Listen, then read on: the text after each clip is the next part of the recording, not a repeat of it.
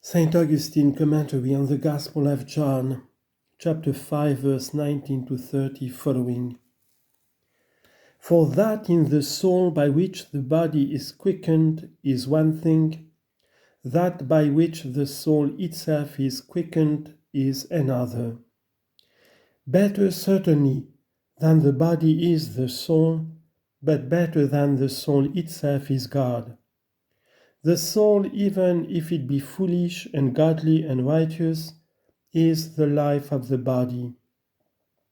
But since its own life is God, just as it supplies vigor, comeliness, activity, the functions of the limbs to the body, while it exists in the body, so in like manner, while God its life is in the soul, he supplies to it wisdom, godliness, righteousness, charity. Accordingly, what the soul supplies to the body and what God supplies to the soul are of a different kind. The soul quickens and is quickened. It quickens while dead, even if itself is not quickened. But when the word comes and is poured into the hearers, and they not only hear, but are made obedient, the soul rises from its death to its life. That is, from unrighteousness, from folly, from ungodliness, to its God, who is to it wisdom, righteousness, light. Let it rise to him and be enlightened by him. Come near, says he, to him. And what shall we have? And be enlightened. Psalm 33, verse 5. If therefore by coming to you are enlightened, and by departing from you become darkened, your light was not in yourselves, but in your God. Come to him that you may rise again. If you depart from him, you shall die. If by coming to him you live, and by departing from him you die, your life was not in yourselves. For the same is your life which is your light. Because with you is the fountain of life, and in your light we shall see light. Psalm 35, verse 10. Not then in like manner, as the soul is one thing before it is enlightened, and becomes a better thing when it is enlightened, by participation of a better. Not so, I say, was the Word of God, the Son of God, something else before he received life, that he should have life by participation, but he has life in himself, and is consequently himself the very life. What is then that he says has given to the Son to have life in himself? I would say it briefly. He begot the Son. For it is not that he existed without life and received life, but he is life by being begotten.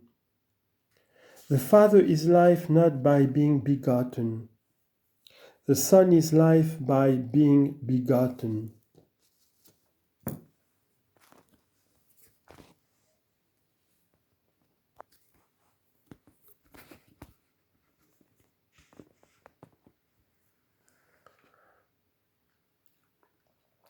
The Father is of no Father. The Son is of God the Father.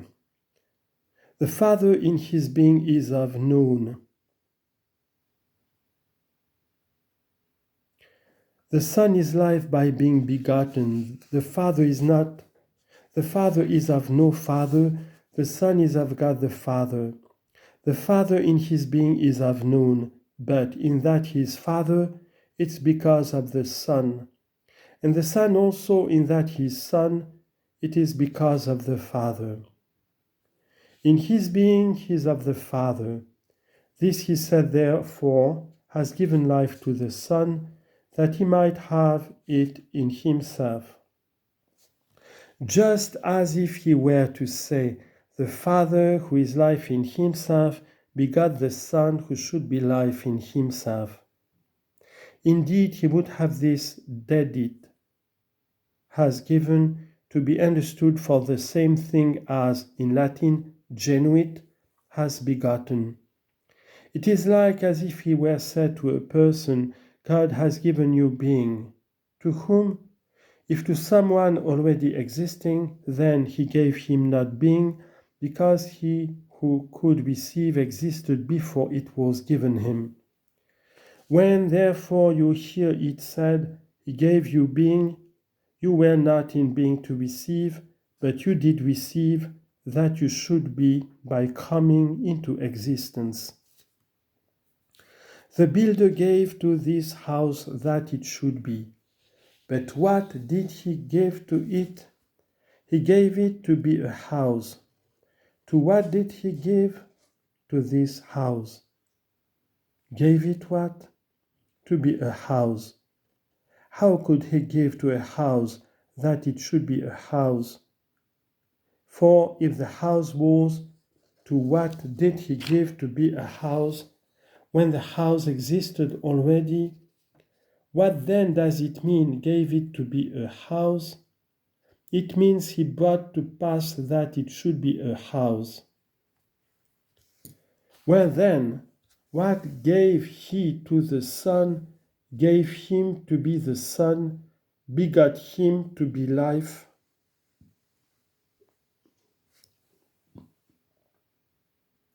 That is, gave him to have life in himself, that he should be the life not needing life, that he may not be understood as having life by participation. For if he had life by participation, he might by losing be without life. Do not take nor think nor believe this to be possible respecting the Son. Wherefore the Father continues the life, the Son continues the life. The Father life in himself, not from the Son life in himself, but from the Father. Begotten of the Father, that he might live in himself, but the Father not begotten, life in himself. Nor did he beget the Son less than himself, to become equal by growth. For surely he by whom, being perfect, the times were created, was not assisted by time towards his own perfection. Before all time he is co-eternal with the Father. For the Father has never been without the Son, but the Father is eternal, therefore also the Son co-eternal.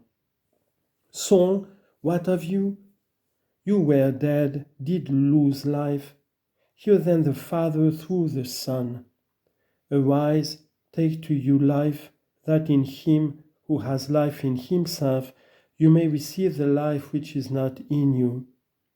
He has given you life, then, is the Father and the Son, and the first resurrection is accomplished when you rise to partake of the life which you are not yourself, and by partaking are made living. Rise from your death to your life, which is your God, and pass from death to eternal life. For the Father has eternal life in himself, and unless he had begotten such a Son as had life in himself, it could not be that, as the Father raises up the dead and quickens them, so also the Son should quicken whom he will. But what of that resurrection of the body? For these who hear and live, whence live except by hearing? For the friend of the bridegroom stands and hears him, and rejoices greatly because of the bridegroom's voice. John chapter 3, verse 29. Not because of his own voice, that is to say, they hear and live by partaking, not by coming into being. And all that hear live, because all that obey live. Tell us something, O Lord, also of the resurrection of the flesh, for there have been those who denied it, asserting that this is the only resurrection which is wrought by faith, of which resurrection the Lord has just now made mention and inflamed our desire, because the dead shall hear the voice of the Son of God and shall live.